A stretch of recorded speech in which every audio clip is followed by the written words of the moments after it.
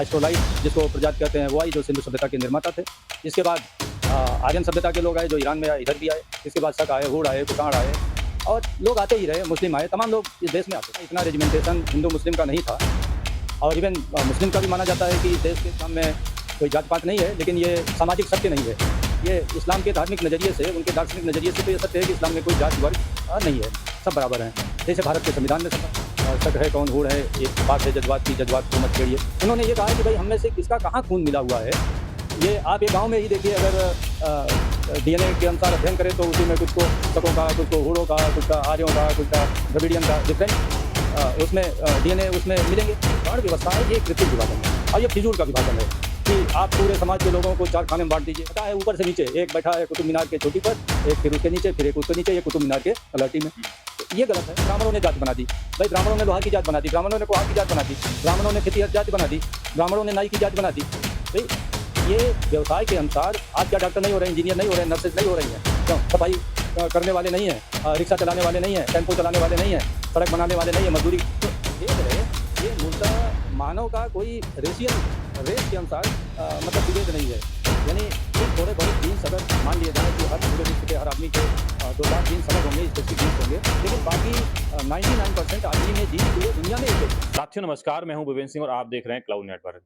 हमारे साथ हैं इसमें खास मेहमान तपेंद्र प्रताप सर। तपेंद्र प्रताप सर पूर्व आईएएस और पूर्व राष्ट्रीय अध्यक्ष समय पार्टी, पूर्व में कैबिनेट मंत्री उत्तर प्रदेश सरकार रह चुके हैं। हम सर से बात करेंगे, जो एक बात कही जाती है शोषित और वंचितों के लिए, पिछड़ों के लिए, दलितों के लिए, कि मूल्य निवासी जो वर्ड है उसको लेकर हम बात करेंगे कि मूल्य निवासी का क्या कॉन्सेप्ट है उसको लेकर। सर आपका बहुत बहुत स्वागत है। पहले तो क्लाउड न्यूज़ के दर्शकों का बहुत-बहुत अभिवादन। सर जैसा कि मूल निवासी जो वर्ड है, शोषित वंचित राज्य हमेशा अक्सर का कहा जाता है कि मूल निवासी हैं हम, हमारा हिस्सा चाहिए। किस तरह से देखते हैं सर इस चीज़? देखिए, इस देश में 26 जनवरी 1950 को संविधान लागू हो गया। तो संविधान में सारे भारतवासियों की एक ही परिस्थिति है, एक ही स्टेटस है, एक ही उनकी लीगल नॉमेनक्लेचर यानी विधिक नाम है, और वह विधिक नाम है कि सभी भारत के नागरिक हैं। उन भारत के नागरिकों में कहीं-कहीं कैटेगराइज़ेशन करने के लिए ओबीसी, एससी और एसटी 3 कैटेगरी भी बना दिया गया, क्योंकि प्राविधान किया गया था कि सामाजिक, आर्थिक रूप से, शैक्षणिक रूप से जो पिछड़ा तबका है उसको सामाजिक आर्थिक न्याय मिले। हालाँकि राजनीतिक न्याय की भी अवधारणा थी, तो उसी सामाजिक न्याय की पूर्ति करने के लिए वर्ग भी सृजित किया गया। और भारत एक ऐसा देश है, भारत ही नहीं पूरी दुनिया में, सभी जानते हैं अगर कोई इतिहास का विद्यार्थी हो, कि ये जो होमो सैपियंस है, जिसे बुद्धिमान मानव कहते हैं, होमो सैपियंस, होमो माने मानव और सैपियंस माने बुद्धिमान। तो ये बुद्धिमान मानव मूलतः अफ्रीका में विकसित हुआ, और अफ्रीका से पूरे विश्व में गया, पूरे विश्व में अफ्रीका से गया। और तो सारे दुनिया का तो देखा जाए तो हमारे जो मूल पूर्वज हैं वो अफ्रीका से निकले, सबके एक ही पूर्वज हैं।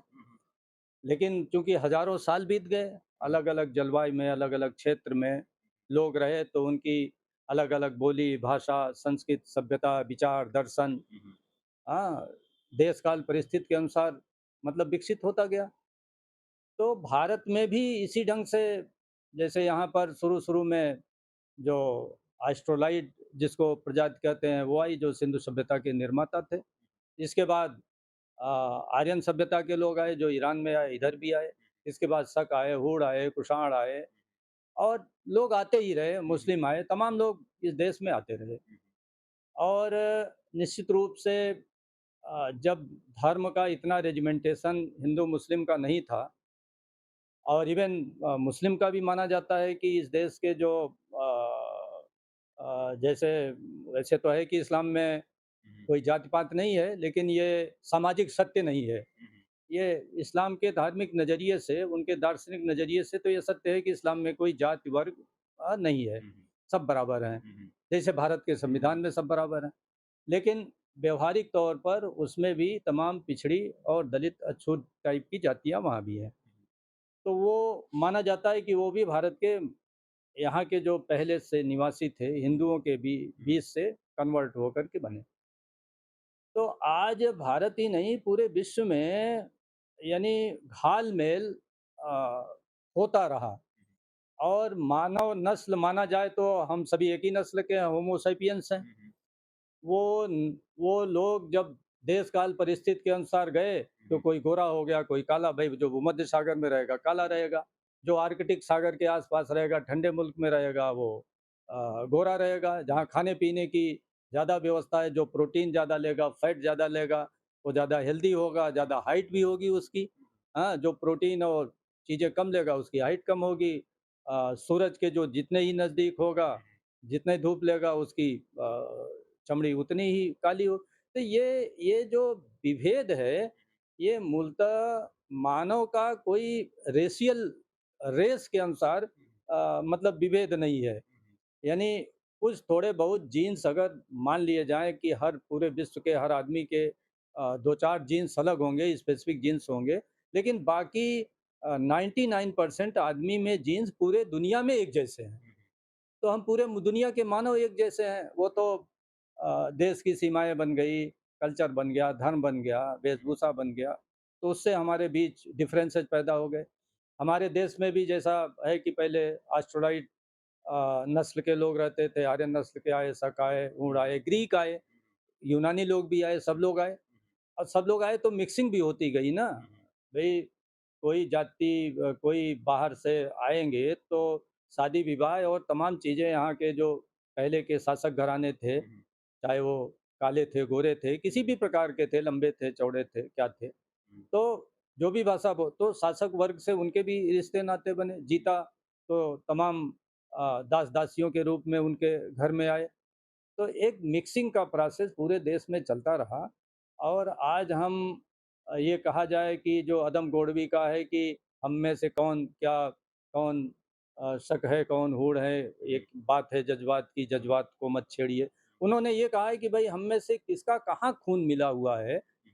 ये आप एक गांव में ही देखिए, अगर डीएनए के अनुसार अध्ययन करें तो उसी में कुछ को शकों का, कुछ को हूणों का, कुछ का आर्यों का, कुछ का द्रविडियन का, डिफरेंट उसमें डीएनए उसमें मिलेंगे। एक परिवार में ही हो सकता है, मतलब जो है। तो एक मिला-जुला अब जहाँ तक हम लोग आ गए, तो उसमें मूल निवासी की बात एक कहना ही भारतीय संविधान के विरोध में है। भई हमारे लिए एक जो ट्राइबल जातियाँ हैं, ट्राइबल ट्राइबल कोई रेशियल कांसेप्ट नहीं है। ट्राइबल एक कबीलाई कांसेप्ट है जो जंगलों में रहते हैं, जिनका स्वयं में अपना जैसे बाकी तो शहरों में या एग्रीकल्चरल जो कृषि सभ्यता थी, उसमें सब लोग आ गए। तो शहरी और कृषि सभ्यता या व्यवसाय इनसे छोड़ करके यहाँ तो भारत में घाल-मेल हो गया, सब जातियाँ बन गई और तमाम हो गया। तो ये एक बड़ी सोसाइटी हो गई, मतलब बड़ी सोसाइटी हो गई। आप इस बड़ी सोसाइटी में आप देखिए तो ये गाँव में विभिन्न जातियों के लोग मिल जाएँगे, विभिन्न वर्णों के लोग भी मिल जाएँगे। अब वर्ण और जाति के भी कंसेप्ट अलग-अलग हैं, ये इसको भी बहुत समझने की ज़रूरत है कि वर्ण तो एक कृत्रिम विभाजन है और जातियाँ एक इस देश में स्वाभाविक रूप से विकसित हुई, उसको किसी ने बनाया नहीं। ये भी कभी-कभी लोग कहते हैं, अरे! एक फलाने जात पर हमारे यहाँ हर चीज़ का दोष मढ़ने का एक परंपरा हो गई है ना कि ब्राह्मणों ने जाति बना दी। भई ब्राह्मणों ने लोहार की जात बना दी, ब्राह्मणों ने कुम्हार की जात बना दी, ब्राह्मणों ने खेतिहर जाति बना दी, ब्राह्मणों ने नाई की जाति बना दी। भई ये व्यवसाय के अनुसार आज क्या डॉक्टर नहीं हो रहे हैं, इंजीनियर नहीं हो रहे हैं, नर्सेज़ नहीं हो रही हैं। क्यों? सफाई करने वाले नहीं हैं, रिक्शा चलाने वाले नहीं हैं, टेम्पो चलाने वाले नहीं हैं, सड़क बनाने वाले नहीं हैं, मज़दूरी। तो क्या ये जातियाँ आज ब्राह्मण बना रही है? ब्राह्मण तो नहीं बना रही है। तो ये परंपरा के अनुसार, व्यवसाय के अनुसार विकसित हुए। हाँ, जो वर्ण व्यवस्था है, ये कृत्रिम विभाजन है और ये फिजूल का विभाजन है। कि आप पूरे समाज के लोगों को 4 खाने में बाँट दीजिए कि एक ये खाना, एक ये खाना, एक ये खाना और धरातल पर 4 खाने बाँटा जाए तब भी अच्छा। बँटा है ऊपर से नीचे, एक बैठा है कुतुब मीनार के चोटी पर, एक फिर उसके नीचे, फिर एक उसके नीचे, एक कुतुब मीनार के तलहटी में। तो ये गलत है और बाकी जो ट्राइबल सोसाइटी हमारे पूरे देश में है, हुँ, हुँ। तो ट्राइबल सोसाइटी का ये अर्थ हुआ कि वो अपने आप में परिपूर्ण है, वो हुँ, सोसाइटी। मतलब उन्हीं के बीच से ओझा भी है, हुँ, उन्हीं के बीच से पुरोहित भी है, हुँ, उन्हीं के बीच से मतलब सब कुछ है। हुँ, हालाँकि अब ट्राइबल सोसाइटी भी धीरे-धीरे टूट रही है, हुँ, लेकिन मोर और लेस जो ट्राइबल सोसाइटी है, जैसे हमारे यहाँ लगभग अब भी 10 से 12 करोड़ ट्राइबल सोसाइटी है। हुँ, तो ट्राइबल सोसाइटी में न वर्ण व्यवस्था है, न जाति व्यवस्था है। इन 2 व्यवस्थाएँ से परे हैं। नहीं, जितने ट्राइबल सोसाइटी हैं। हुँ, तो एक तो वो ट्राइबल सोसाइटी, अब ट्राइबल सोसाइटी में गोरे लोग भी हैं, ट्राइबल सोसाइटी में काले भी लोग हैं। आप नॉर्थ ईस्ट में चले जाइए, अलग रंग रूप के हैं। हुँ, आप तेलंगाना में चले जाइए, उड़ीसा में चले जाइए, आप मध्य प्रदेश में चले जाइए, अलग रंग रूप के हैं। तो मूल निवासी जैसा कोई कंसेप्ट ये ना व्यावहारिक है इस समय, ना ये संवैधानिक है। हुँ, जैसा कि जब संविधान लागू हो गया तो एक ही तो सबका है कि भारत के नागरिक हैं भई सब। हाँ, भारत के नागरिकों में कुछ लोग सामाजिक शैक्षणिक रूप से पीछे हैं, उनका एक डिवीज़न किया गया। कुछ लोग अनटचेबिलिटी से ग्रस्त थे। हुँ, हाँ, हुँ, तो उनको भी आज पंजाब का देखिए, पंजाब का जो एससी वर्ग का आदमी है, उसका रंग रूप और उड़ीसा के जो एससी वर्ग का है, रंग अलग, रूप अलग अलग। मिलेगा कि नहीं? तो किसको मूल निवासी कहेंगे और किसको गैर मूल निवासी कहेंगे? जैसा कि सर अभी आपने कहा कि जो मूल निवासी की जो बात है, जो कहना है संवैधान के खिलाफ जाना। लेकिन सर ये बात वही लोग कह रहे हैं कि हम कहते हैं हम संविधान रक्षक हैं और ख़ासकर संविधान और डॉक्टर बी आर अम्बेडकर साहब की बात को लेके कहते हैं। तो क्या ये लोग किस तरह की ये जो बात कह रहे हैं तो क्या किस तरफ इनकी बात कहने का क्या मतलब है? भई बाबा साहब ने तो ऐसा कोई कांसेप्ट नहीं दिया कि इस देश में कोई मूल निवासी और गैर मूल निवासी 2 भागों में कोई बँटा है। उन्होंने ये ज़रूर एक कांसेप्ट दिया पूरे अपने विमर्श में कि यहाँ समता और एक एक विचारधारा ऐसी है जो समता की पोषक है, हुँ, जो सबके अधिकार, सम्मान, बराबरी की बात हुँ, करती है। और एक विचारधारा ऐसी है जो गैर बराबरी हुँ, को ज़बरदस्ती दार्शनिक तौर पर, सांस्कृतिक तौर पर हुँ, अपने लेखन के माध्यम से वो लागू करना चाहती है। तो वो एक वैचारिक संघर्ष तो इस देश में रहा, हुँ, हुँ, लेकिन उस वैचारिक संघर्ष का आधार कभी भी मूल निवासी, गैर मूल निवासी या रेस नहीं रहा। कोई कोई रेशियल वो कॉन्फ्लिक्ट नहीं रहा। और इसीलिए बाबा साहब ने भी जो हू वर अनटचेबल्स, अछूत कौन थे, उनकी पूरी किताब पढ़िए, तो अछूतों का कोई रेशियल वो नहीं था कि सारे हारे हुए लोग भी ही थे। उनका ये था कि जो एक समता की विचारधारा की लड़ाई लड़ रहे थे कालांतर में, विशेष रूप से बौद्ध हुँ, विचारधारा के लोग। हुँ, क्योंकि बाद में राजपूत काल से सत्ता मिल गई राजपूतों को हुँ, और ब्राह्मण उनके मंत्री बने। तो राजपूत और ब्राह्मण ने मिलकर इस देश में वर्ण व्यवस्था लागू की। हुँ, तो जो लोग तब भी बराबरी के लिए संघर्ष कर रहे थे, हुँ, जिसको समन संस्कृत कहा जाता है, तो उसमें से अधिकांश लोगों को ऐसे कामों में ज़बरदस्ती लगाया गया या जंगल में भाग गए, जो कि इनकी संस्कृति से सहमत नहीं थे। इनकी हेजेमोनी जिसे कहते हैं, इनकी अधीनता के, इनके प्रभुत्व को, इनके आधिपत्य को स्वीकार नहीं कर पा रहे थे। तो ऐसे लोगों को उन्होंने ज़बरदस्ती अछूत वर्ड में डाला, लेकिन वो कहीं रेस का उसमें पुट नहीं है। तो मूल निवासी का कंसेप्ट, अब देखिए दुनिया कहाँ आ गई, देश में कितने रेसेज़ आए, कितने लोग आए। हाँ, बाहर से आए, कितनी मिक्सिंग हो गई। हुँ, हाँ, आज कोई ऐसा प्रदेश नहीं है, आप तमिलनाडु में चले जाइए, वहाँ काले रंग के ब्राह्मण मिलेंगे, पंजाब में चले जाइए गोरे रंग के शेड्यूल कास्ट और हुँ, बैकवर्ड मिलेंगे, दक्षिण भारत में चले जाइए, हुँ। तो हर जगह अपना उड़ीसा के ब्राह्मणों का अलग रंग रूप होगा, महाराष्ट्र के ब्राह्मण का अलग रंग रूप होगा, अलग-अलग बंगाल के जलवायु के अनुसार अलग है। अलग-अलग जनवा, आप असम में चले जाइए, वहाँ अलग है, उत्तराखंड में अलग है।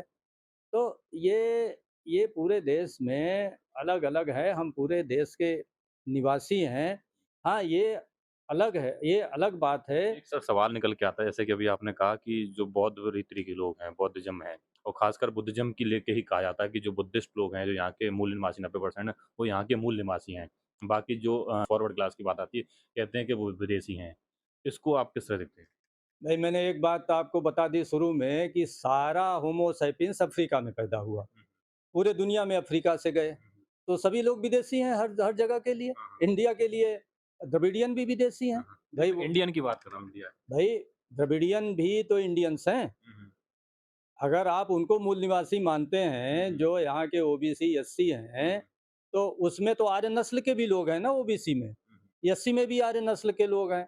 उसमें कोई शक होगा, कोई कुषाण होगा, कोई हूण होगा, कोई ग्रीक नस्ल का होगा। तो ऐसा तो है नहीं कि ओबीसी, एससी और एसटी में मतलब सब गैर आर्यन नस्ल के लोग हैं। तो ये एक गुमराह करने वाला मामला। गुमराह करने वाली बात है। और देखिए कहीं भी जैसे एक डीएनए टेस्ट की बात होती है, तो भाई इस देश में आर्यों के आने के पहले, शक, हूण, कुषाण आने के पहले यहाँ द्रविडियन जनसंख्या थी, आज भी है द्रविडियन जनसंख्या। तो अब द्रविडियन और गैर द्रविडियन में देश को तो नहीं बांटा जा सकता ना। जैसा मैंने कहा, पंजाब का शेड्यूल कास्ट क्या है, द्रविडियन है कि गैर द्रविडियन है, क्या है? वो तो आर्य नस्ल का ही लगता है ना। हाँ, पर्सनालिटी में और सारे आर्य नस्ल का ही लगता है। तो ये इशू नहीं है। इशू ये है कि यहाँ आप नस्ली आधार पर, मूल निवासी गैर मूल निवासी के आधार पर ये कोई डिवीजन अब देश में नहीं कर सकते हैं। मतलब कह सकते हैं कि ये जो बात इस तरह की बात कर रहे हैं, वो देश को कहीं न कहीं कह सकते हैं कि गुमराह करने वाली बात है और बेफिज़ूल का मुद्दा बना रखा है। इस तरह से हम ये देश को गुमराह क्या, ये फजूल का मुद्दा है। जैसे एक बात कहते हैं कि हम सत्ता में आएंगे, जितने गैर मूल निवासी हैं सबको देश के बाहर निकाल देंगे। अरे क्या निकाल दोगे भाई? जब 26 जनवरी 1950 को बाबा साहब ही संविधान बनाकर चले गए, जिनको आप आदर्श मान रहे हो, हाँ, कि 26 जनवरी 1950 के पहले जिसके भी माता पिता यहाँ के रहे हो, एक पूरा नागरिकता की पूरी परिभाषा गढ़ी गई ना, कौन कौन बात। इवन ये कहा गया कि भारतीय जहाज पर आज भी नियम है कि भारतीय जहाज पर अगर इंग्लैंड की दंपत्ति जा रहा है और उसका लड़का पैदा हो जाए तो भी भारत का नागरिक माना जाएगा। कहाँ हमारी इतनी उदारता, क्योंकि वो उड़ता हुआ जहाज भी भारत की भूमि है, हैं? तो और जैसे कोई रूस से यहाँ टहलने आए इंडिया में, हाँ, और लड़का यहाँ पैदा हो जाए तो वो भी भारत का नागरिक होगा। तो कहाँ इतनी बड़ी परिभाषा, कहाँ हम इन फालतू के मुद्दों में, मूल निवासी और ये सब फालतू का मुद्दा है। असली मुद्दा इस देश में सामाजिक, आर्थिक, राजनीतिक शोषण का मुद्दा है। जो वंचित समाज के लोग हैं एकजुट हों, लोकतांत्रिक पार्टी बनाएं। ये इस मुद्दे को किसी को नहीं समझ में आ रहा है ये मुद्दा। भाई यहाँ सब व्यक्तिगत अपना क्रांति कर रहे हैं। एक आदमी पढ़ा रहा है मंच पर ऐसा कि जैसे बाकी सब मूर्ख हों और वही सब बड़े परम ज्ञानी हों। तो ज्ञान के साथ साथ आचरण आपका ज़रूरी है। ये लोकतांत्रिक देश है, बहुत बड़ा देश है, विविधता का देश है। इस विविधता के देश में अगर एक आपको राष्ट्रीय स्तर की पार्टी बनानी है तो ये मूल निवासी, ये गैर मूल निवासी, ये ब्राह्मण, फिजूल के गैर मुद्दे। ब्राह्मण, ये फजूल के मुद्दे हैं। इसमें कौन लोग सामाजिक, आर्थिक, राजनीतिक रूप से वंचित जमात के लोग हैं, उस वंचित जमात को गोलबंद करिए ना।